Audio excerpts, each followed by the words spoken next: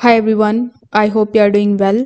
In today's video, I'm going to show you how to download and install the HP Deskjet Ink Advantage 2135 printer driver in Windows 11 on your PC or on your laptop.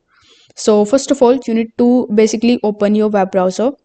Over here in the search bar, simply search for HP Deskjet Ink Advantage 2135. So when you search for it, you will find the first link from the official website of HP. So simply right click on this link, then open it in a new tab just like so. Now here on this particular page, click on the option of choose a different operating system. Now click on this operating system, then select Windows, select the version as Windows 11. Afterwards, simply click on the option of update. Now here simply scroll down a bit and you are going to see this driver in front of you. So here click on the option of download, then click on the option of save.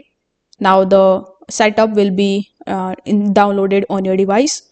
In order to install it, simply double click on it, press yes, and the installation process will begin.